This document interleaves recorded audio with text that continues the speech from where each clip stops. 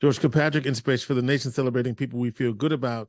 30 years of the Citizen Review Board. They've got a big celebration coming up April 2nd through the 6th. Here to talk about it, two people very close to the action.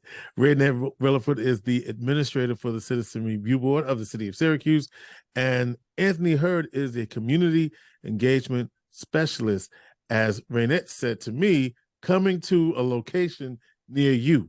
So, Ranette, good to see you. 30 years ago, the Citizen Review Board was created. What is the role and the purpose of the Citizen Review Board? So the Citizen Review Board was established to allow citizens to be a part of the reviewing of grievances filed by members of the community. They wanted to make sure that there was someone else other than the police department reviewing the complaints that were being shared throughout the community about policing in the neighborhoods. So the Citizen Review Board was created to be that citizen-led partnership between the community and the city to look at those grievances. So that's where we are. We are allowing people the opportunity to seek redress and understanding of police policies and procedures that they are concerned about, or just to, again, get a better understanding about their rights as it relates to their interactions, and how we as a community can come together and continue to build trust between the community and the police department, and be able to gain better understanding of everybody's role in creating a police force that looks more like the community for which it serves. It takes all of us. Do you think the hiring of this new position in the city of Syracuse is going to be helpful to your efforts or impede your efforts? Because I think they hired I forgot what the position is called, but former magistrate Jawad Rashid coming in to be sort of a liaison with the community. Is that going to help, you think? It remains to be seen. When you look at a job description and what the job description says, and then what kind of happens in terms of the day-to-day operations and how the departments communicate between one another, I think that we are not clear on the process, the roles, and how we are going to really work together in order to continue to have the open lines of communication, or which parts are we going to utilize each other to continue to make the push. But as of right now, it kind of remains to be seen where we're going and what role he will be playing and continue. It remains to be seen as to how the departments are going to work together and what roles each one is going to play to push the needle. Okay. So Anthony is new on your team. Anthony, what is your role? And introduce yourself to the community. Who are you, brother? My name is Anthony Hurd, and like you said before, I'm the new community engagement specialist with the Citizen Review Board. And my role within the department is to, speak to the youth within the community. We're looking to build trust through accountability with them. We want them to know that they have rights within dealing with the police officers. We want them to know policy and procedure in dealing with the police officers. We want them to know levels of interactions within dealing with the police officers. And we just want to, fix the relationship between the community and the police department. It's interesting because this is Ranette, this is more of an outreach role that what's the word I want to say? Unexpected, right? I'm not thinking of a Citizen Review Board doing this sort of outreach. Why, Anthony and Ranette, was this an important piece to add to the work that you're doing? In my opinion, it was extremely important when we look to change the relationship and we look to change the opinions between the youth and police, so that one day we can have a police force that is representative of the community. We have to change how the youth think about policing. So how do we do that? We have conversations to discuss their beliefs as it relates to police. how they've seen the police come in their neighborhood, how they've seen them come into their house, how they've seen them interact at schools. We have to have those open lines of communication to talk about those things in order for them to be able to change the narrative. And so that is a role that we believe is important for our community. It's important for us to make sure that the youth feel heard, because many times we know that that's something that they feel down deep, that the adults aren't listening to them, to come to spaces where they feel comfortable in order to allow them to talk about what they see, what they hear, how they feel. I love what you said, but it's not just in the interaction with the police, Anthony, that they're not feeling heard. There's a sense that this is happening throughout community. So how do you speak to that? Honestly, it's just about getting out and showing them, with them seeing me as a young African-American male, someone who grew up within the city limits, just how I can maintain on a day-to-day basis and, walk through the streets and still, hold my head up high and be able to, have those connections and positive relations within the community. So you in between that, I heard you basically saying you're a credible messenger. Yes, in so many words, yes. That's what I heard you saying. In other words, or in straightforward words, you're familiar, you know the community is what I'm hearing you say. Yes, pretty much for the most part. Said another, well, why you say for the most part? Well, I mean, for all of the part.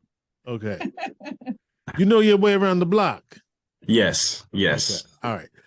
As they would say, I'm not no spring chicken. Not no spring chicken. You know your way around the block, and but you wanted to have conversations with the young people around how to interact with police. And some people would say, Ranette, and is that gonna help, right? Because it seems as though, and this is where the challenge comes in, right? Black and brown folk doing when you're doing the right thing doesn't guarantee that your interaction is necessarily going to be positive. You hope that it is. Look, I'm not going to lie. I've had some really good positive interactions and some that were not, right? So understand, and if you're Black in America, that's your story, right? Period. Said and done.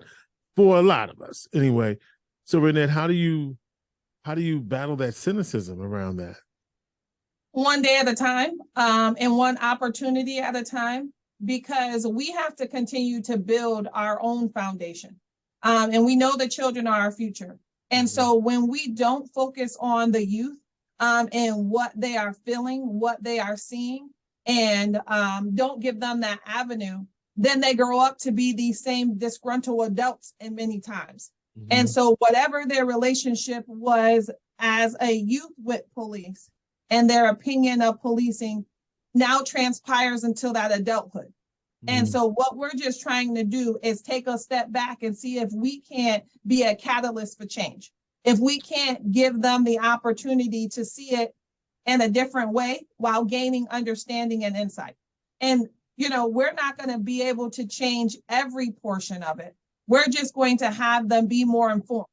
And we're also going to give them the opportunity to talk to someone that they can see themselves in. And that's what I believe Anthony provides, is the ability for them to see themselves growing up into adulthood and being the change they want to see.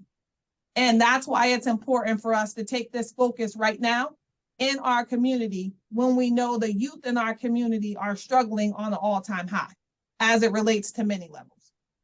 How do you see it, Anthony, based on what Ranette just said? I mean, I really don't know how to spin it in other words. I completely agree with everything that she said. It's all about the youth being able to, stop the interactions, stop the negative interactions again before they become adults, before know the levels of interaction before it turns fatal. We're talking with Ranette Releford, administrator for the Citizen Review Board. There's a couple of little things I got to get out, and then we talk about the week, April 2nd through the 6th, hashtag CRB week. Some folks in history that were really instrumental in getting this thing started will hear all about that. After the uprising in the country around the George Floyd murders, and the mayor committed to a series of reforms around policing, and can you update us on how any of those reforms impacted the Citizen Review Board, especially around my perception is from the history, no cooperation, come in and just give the fifth of giving, not cooperating. And so has any of the reforms resulted in better cooperation between the police and the CRB, or are we right back where we started 30 years ago? So the reforms themselves, that the executive orders that came about, did not really affect change as it relates to our interaction. What effectuated change was the mayor and the police chief at the time when these things were happening. Mm-hmm. And we were already coming around the table to talk about the issues. Mm-hmm. And that would have been Chief Buckner. Mm-hmm. We were already coming around the table when we were talking about the issues between the two departments and how we could build on our working relationship. And it takes both of those parties in order for this to work. The mayor and the police chief. So the police chief, as you know, is appointed by the mayor or chosen by the mayor. Right. So depending on what the directive is from the mayor as it relates to the police chief, then that's how the communication starts. If the mayor has initiatives and it says, hey, work with the CRB as it relates to particular aspects, or let's see what's going on between that and look at the complaints that they're receiving, then the communication lines are open. When those two things are happening, it's really difficult for the CRB and everybody else to come around the table because it starts from the top down. And so it takes everybody. We can't do anything without the other. And then the Common Council coming around the table as well. But again, the mayor directs the police chief and tells the police chief what to do. That's who the police chief, reports to. So the Common Council, in terms of continuing to be a support system for the CRB, budgetary time, coming to the meetings in which we're talking about the communication between the departments, are all essential. But it's very important that the mayor and the police chief are on the same board in terms of their opinion of the work that the CRB is doing and how much cooperation is going to happen. So where are we now? Because we have a new police chief. We have a new police chief since you've been working with Chief Buckner. Are you getting what you need from Chief Cecil and Mayor Walsh now? Is that communication still the same? Is it what's the story? It's a bit different. To be very honest, it's a bit different, and we're still working at it. Mm-hmm. We're still working to make sure that the lines are just as open and as fluid as they were before. But it's a work in progress. I mean, I've been around here for the last 6 years. And I know where we were when I first came in 2017. I know where we are right now in 2023. And I know where we need to be in the future. Mm-hmm. And it's going to take all hands on deck. It's going to continue to take the community in terms of who you appoint to the Common Council, who you appoint to the mayor's office once his term is over. Elect. Right. Elect. I say, and I say appoint in terms of you are the person who then decides that this is the person that you want to vote for. Right. So you choose. It's about you. And first you got to decide that this is who you want to put forth as a candidate. So who are we, putting forth as candidates to then be elected? So that's why I kind of use those terms. But you're exactly right. They must be voted in as mayor. They must be voted in as Common Council. So community, your voice matters. And what legislation the CRB has to work with and the power that the CRB has comes from those elected officials that you appoint to the Common Council. And because they create the legislation, and then who you appoint as mayor and who they choose to be the police chief all matter. All the parts need to work together. You know, I'm glad you mentioned I'm talking with Ranette Releford and Anthony Hurd. They're from the CRB, Citizen Review Board. They have a big CRB week coming up. But right now we're just talking about what the CRB does and why it's important to you. Because, you know, when I see these campaigns for elected office, whether it's city council, common council, I don't see the CRB coming up as something that the community is demanding to be effective in dealing with these issues. So you just put the charge out, right? Because in order for this agency to work in the way that you want it, the community has to demand that this be an accountable entity. Because if you, and my perception, I'm just asking, in order for this to work, the officers have to be directed to cooperate. And to my knowledge, that in the 30 years, that really has not been the case, because they'll say, well, we have our own internal processes for investigation and we are confident. So how then in that environment, if I'm right, or if my perception is right, can the CRB be an effective tool for the community to have these issues resolved? So first, the community needs to continue to utilize the CRB. They have to file those complaints. The first thing, right? First thing, file a complaint. If they don't file a complaint, then no one knows that this interaction occurred and that someone has an issue as it relates to it. Now, this complaint could be involving you or something that you saw, an interaction that you observed between a police officer and another person. You can file a complaint. 2, cooperate with the process. And make sure that you are in touch with the CRB office. Make sure that you are providing us with as much information as possible. If you have witnesses, those witnesses. If, when we send you out documentation, just be thorough with the process as much as we're asking you to engage with us.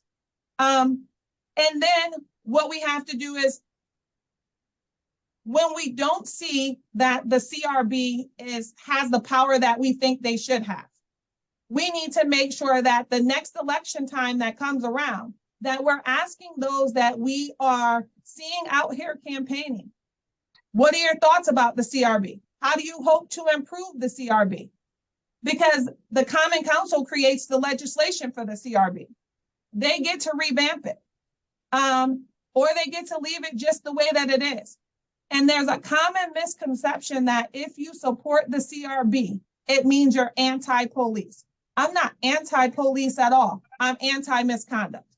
So that just means that we want to have enough information to determine whether or not misconduct occurred. But we have to have something to go with. We have to have somebody to complain.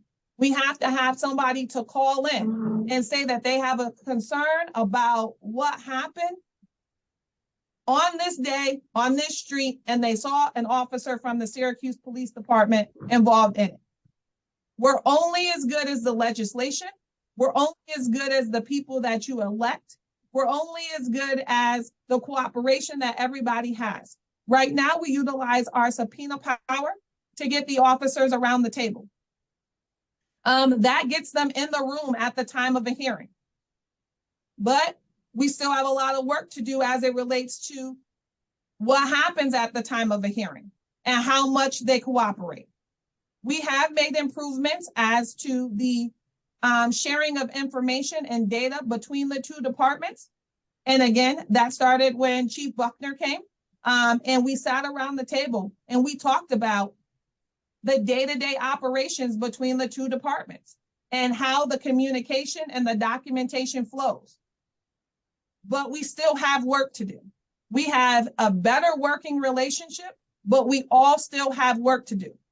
The legislation has some parts of it that need to be changed. in order to give us more power, as they as it's said and used all the time. Well, what power do you have? That's my question. No power. Right.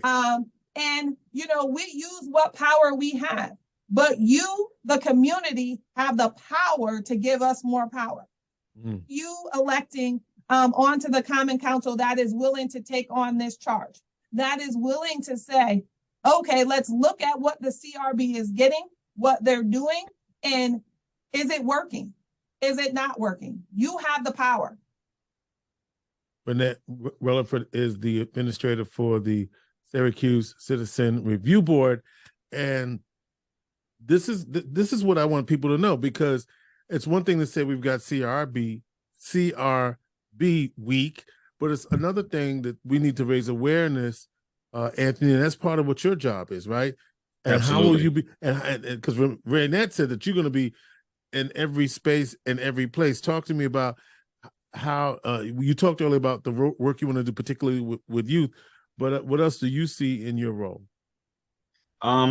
Just pushing the pavement. So since I've started, we've been going into the community centers of Parks and Recs, giving presentations, playing games, just giving all the information we can regarding our department's mission to the youth of the community. Pretty soon we'll be starting with the Boys and Girls Clubs of the city, and just any event that we can be a part of, we will be there to give our information.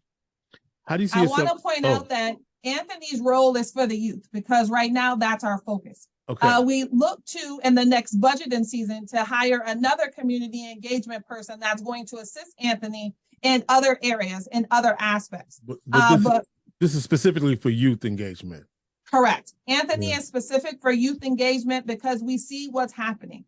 We want to be able to flood more people to the SPD's cadet program, but we can't do that if we don't fix the relationship between the youth and the police. Nobody's going to want to go into that cadet program if they still have this perspective about their interactions that they're having with the police. Anthony, how do you see yourself working with the PAL and how that might enhance the work that you're doing? I don't know if I'm for sure who the PAL is. Police Athletic League. So currently the Police Athletic League and ourselves are kind of working on separate paths in a sense. They have their focus, and we're hoping to get in there with them and hopefully have an opportunity to speak to those youth. But right now the missions are a little bit differently. So we don't really cross paths as much. And and again, it's about perception. It's about what you perceive the CRB is going to say. Yeah. While we're still trying to garner support by the police department. Yeah. But what we want to stop is the deja vu kind of thing, or the situation for which it's taboo to say SPD and CRB and see them in the same room working in connection with one another. We're not against each other. We are really working for the same goal. We are working to build that relationship because we know that it's a win-win. When the police department has a good rapport with the community, then they get assistance as it relates. And how do you get that? You get that when you have a community that feels like if they have any concerns as it relates to the police, they have an avenue to seek redress. That's what the CRB provides. So that if in fact they are cooperating with the police in a particular manner and they feel like they're being handled poorly or they don't understand the processes, they have some place to go. So an empowered CRB is a win-win for both the community and the police department. And we need to continue to frame that narrative correctly because it should not be taboo and we should not be adversarial. We should be working all to the same goal because you don't want officers in your department that are tarnishing your relationship with the police, with the community. We don't want officers in your department that is tarnishing your relationship with the community because we know it takes both of us to police our city. The police who get paid to do it and the community who do it because the pay is in the community that they create. But here's what I'm saying. I'm saying that if Anthony's job is to engage with the youth, to create positive relationships with the police, and the goal of the PAL is to engage with the community and create positive relationships with the police, it would seem to me that him and Jimmy need to have a conversation. So I'm hoping that this conversation is the bridge to that conversation. Absolutely. That's what I'm hoping. Unless somebody telling Jimmy not to talk to this brother, I feel like y'all got youth, he got youth. There should be some conversations happening, Ranette. It just seemed logical to me. So, I understand. And we know sometimes what makes sense to us doesn't make sense to everybody. And there's power in it all. Well, then, for those listening and watching, ask that question. Why is it that you have a community engagement specialist that's working with youth to create positive opportunities to interact with the police, and you have a community engagement specialist with the police working with youth trying to do the same thing, in my view? Tell me I'm wrong. I'm okay to be wrong about that, but no, as I say, it's a work in progress. We see it similarly. We've reached out and we've said, hey, can we have the opportunity to come in at that point in time? But again, it's changing the narrative over there, not changing the narrative over here. Okay. It's changing the narrative so you understand our role and the importance of us being on the same page. All right. If it's all for the youth, there should be no issue. At least that piece of it, right? Yes. Okay. So guess what? 30 years ago, yes, the Citizen Review Board was created in Syracuse. CRB Week is coming up April 2nd through the 6th. And there will be a number of different events happening during hashtag CRB Week. What will be going on, Ranette?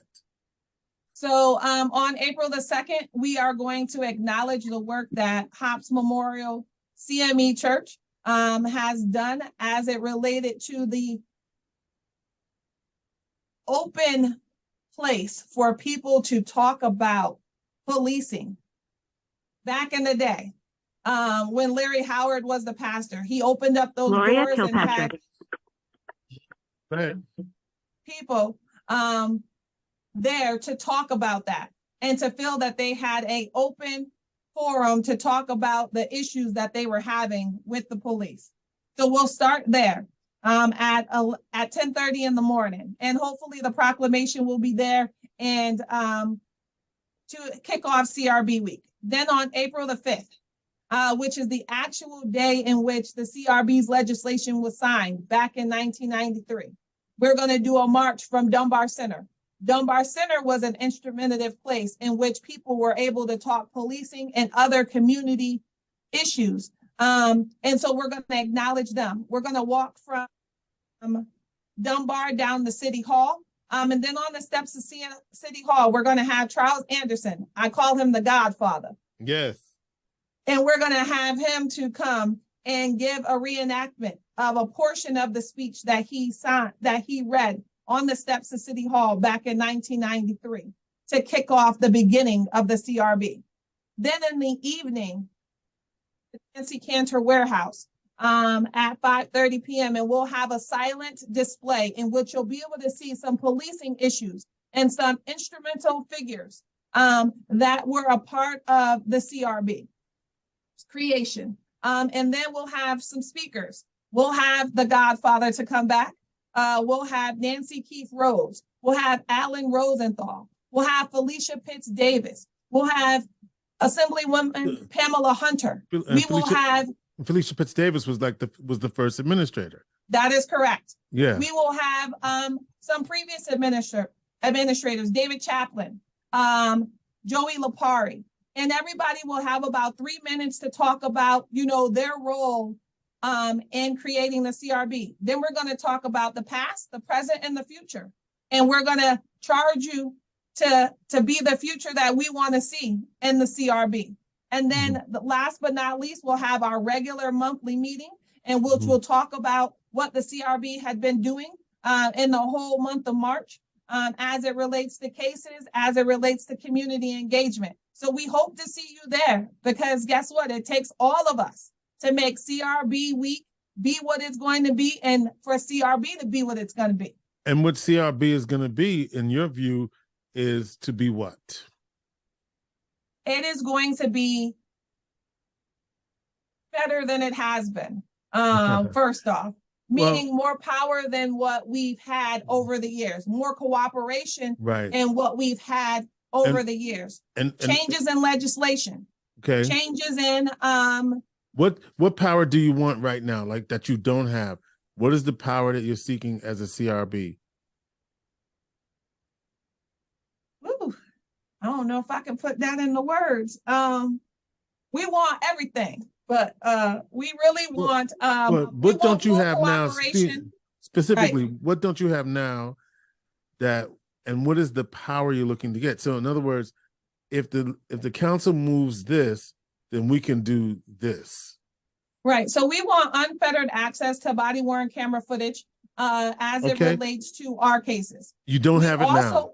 You don't have that now. We do get body-worn camera, but it's not unfettered, which means that we would go into evidence.com ourselves and pull the body-worn camera that we feel is necessary as it relates to cases. We are getting the footage now, but the police department provides it. So that's one of the things, unfettered access. We would also want it to be that the police department has to implement the policy and training recommendations that the CRB makes. They have to do it. Right now, it comes with some caveats. It's a suggestion. It's a suggestion. Right. Yeah. Right. But there's no enforcement mechanism built in to make the policy recommendation stick and then have a report back as to what was the impact of the policy recommendation or change. Got it. Next, right. we want true responses as it relates to our findings letters. In our findings letters, you're supposed to tell us why you agree or disagree with the findings of the CRB. We want you to be specific as to what it is, not regurgitate what you wrote in the ops report, which is the Office of Professional Standards report, not regurgitate that, but we want you to tell us why you did not sustain a finding that the CRB sustained. Okay. And I'm sure the PBA has a role in all of this, and how the Police Benevolent Association, which is the police union, have y'all ever had a relationship? So we've had a relationship in which I talk to them. I don't have problems meeting with them and letting them know what's going on.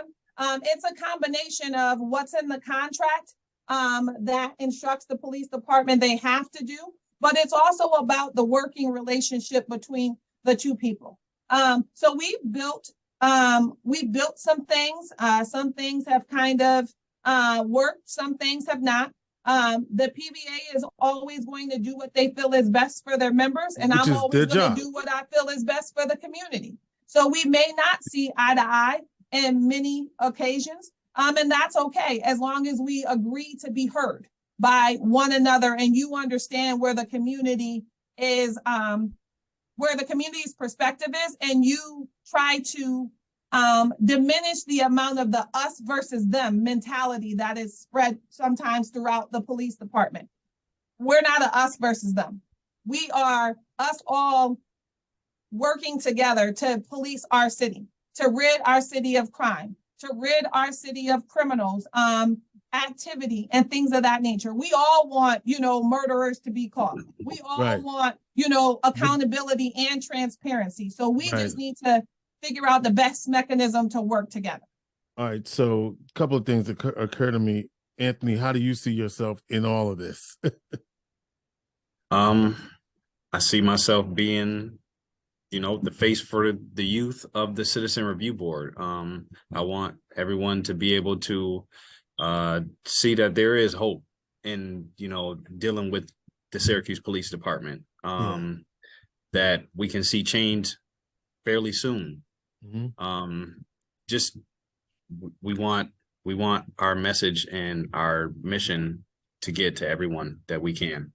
And so, Ranette, when I finally, or maybe two more things I wanted to ask you, what's success? Well, let me start with, how do you feel about the police community relations right now? There's been a couple of incidents over the past few months. The most recent incident having to do with, there were some officers who were shot at. Yes, we got to acknowledge that. Also, but there was also a police action in Armory Square with a young lady, and we're still investigating that, right? We haven't received a full reporting on that, although the police did do a video presentation that showed that interaction, and it made me think. So what about police community relations and this latest incident? I mean, did you receive a complaint about that incident? So the CRB does not talk about individual complaints, and that is because it takes so much for people to feel comfortable to come to the CRB. They're often scared about what the community is going to think about them filing a complaint. What are they going to perceive that to be? So we don't talk about cases, individual cases, but we talk in general. So in general, I believe that the police community relations is the same that it has always been. It's still been strained. I mean, some pockets of town, sides of the town are going to still feel that they are over-policed and handled roughly by officers. Some other places are going to feel as if they never get police there. So we have the over-policed, the under-policed, and then we have the people that are stuck in the middle. So I don't believe currently that we have really, when we're talking about the interactions between the community and the police, we've been pushing it here and push it back there, but we are instance away from situations that are going to rock this town in more ways than one. Just when you see, if you could see what I could see. Give us a window into your world. Give us a window to your world. I mean, just the interactions between how everyone is talking to one another. Well, the police is talking to the community is talking to the police. We have a lot of work to do. Let me ask you about that, because, knowing what we know about police community relations and conversations that need to be had and so forth and so on, there's situations that can be escalated very easily, and they can, because the officers are supposedly trained to de-escalate, okay? At the same time, knowing what we know about our relationships with the community, and this is where I think Anthony comes in, there's also got to be a way that we understand that interaction to go, right? Right. In order for it not to escalate. In other words, look, we're old school. I'm a senior citizen, an elder, if you will, in the community. So I've been around the block. I understand. I know what I got to do, right? At least I have a perception of that. And so, I'm just concerned that people aren't understanding that there's a way that you got to get out of that situation, as opposed to creating more opportunity for police interaction. That's not going to be pleasant. What I will say is this: we could try our best to tell the youth, or even you, George, what you should do in order to make it out of a situation safely. What we perceive to be how you could respond to what the officer is given with your body language and your words.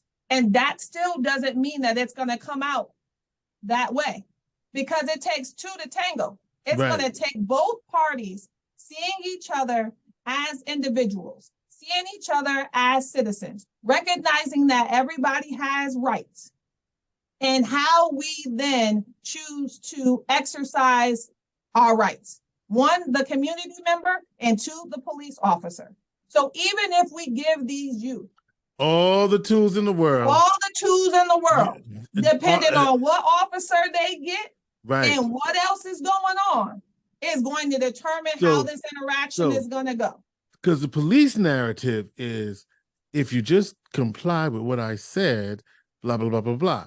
But what you're saying is, that's not how everybody come to the table. Correct. That's what's implied in what you're saying. Okay.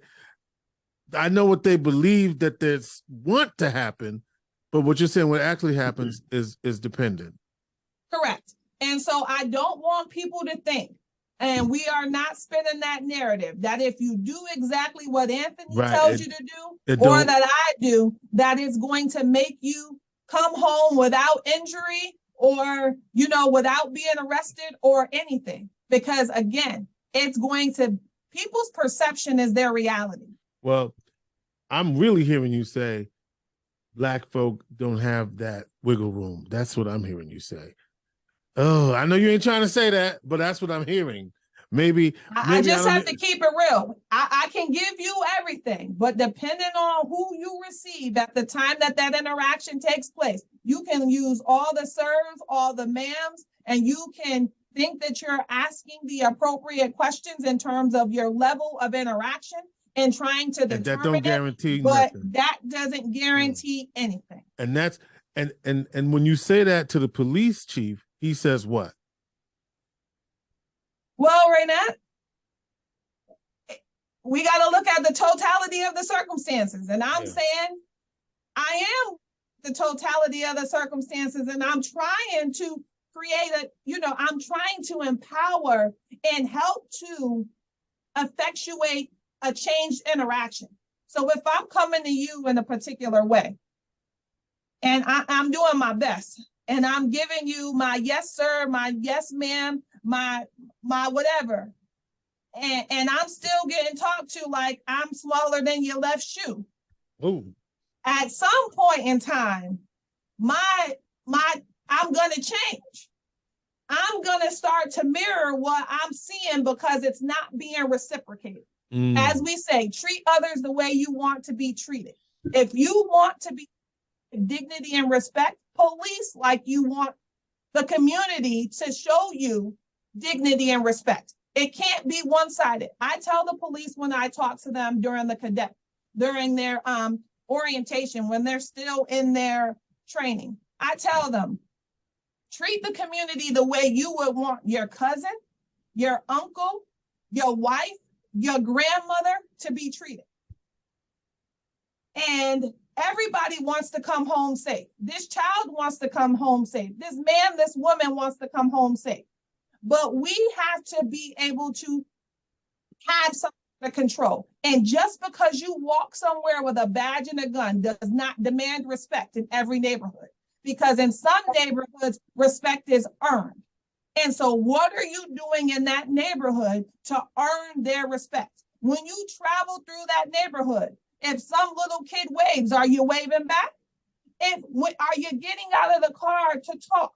What are you doing to change that perspective in that neighborhood? Or how are you coming through? Haven't they told you that before? How are you coming through? How are you coming in the door? How are you doing that? Because people feel that. People feel what you're giving them. And they know whether or not you're treating them with respect and dignity or not. And so if you want that, you got to give it. And, we got to stop fronting. Ranette Releford, 30 years of the Citizen Review Board here in Syracuse, New York. April 2nd through the 6th, kicking off at Hop CME Church on April the 2nd, which is a Saturday. It's a Sunday. Or is it Saturday or is it Sunday? It's a Sunday. Sunday. Yeah, I was going to say, I know it's a Sunday. April 2nd at 10:30. And then you can go to @CRB, @Syracuse CRB on Facebook and Instagram. And you can also watch, when you're watching this video, you can look at the link below. We'll have all of that there for you. And of course, anywhere you get a podcast. Did you want to say something, Anthony? I just have a little flyer in case anyone you can't see it. You can't see it. Okay, but we'll have it in the link when you watch this. Again, April 2nd through the 6th, and it's the 30th anniversary recognition of the Citizen Review Board. of Syracuse. Building Yeah, I'm trust. not comfortable using the word celebration because Yeah. we're not in the position to be celebrating. We're acknowledging we have been around for 30 years. And let's see what the next 30 years are going to bring us. But as of right now, we are just on your behalf, the community, to do to get the work done. So you said you are counting on the community to do what? To come out and support. We are counting on you to come out and support CRB Week. Come march with us. Come show the community that you believe in the CRB and the work that they're trying to do, and that you're ready to hold people accountable for not giving the CRB what you think they need. Come and be a part of this so that we can push for more, because we're not where we need to be in no shape or form. CRB Week, April 2nd through the 6th, kicking off at Hop CME Church, 1030, 1110 South State Street. For more information, people can find you online, right? At Syracuse CRB on Facebook and Instagram. Is there a phone number they can call? 315-448-8750. And how do you file a complaint if you need to? You can file it electronically online. We have the ability for you to submit it online now, in person, and also by mail. So check us out. And how anonymous is my complaint going to be held at the CRB? So we will not share the complaint with the public. We to share it with the police department in order for the police to know that a complaint came in, and so that then we can get the proper investigation rolling. But we will not share it with the community. That is your job if that's what you want to do. But we will keep it as anonymous in terms of not sharing it, because we know that it takes a lot. All right, that's Ranette Releford. She is the administrator for the Syracuse Citizen Review Board. Anthony Hurd is the community engagement specialist, specifically working with youth. CRB Week, April 2nd through the 6th. 448-8750. 448-8750, area code 315. Ranette and Anthony, thank you. Thank you. It's been a pleasure. Thank you. Till the next time, George, I'll come back again and we can talk a little bit more. Inspiration for the nation.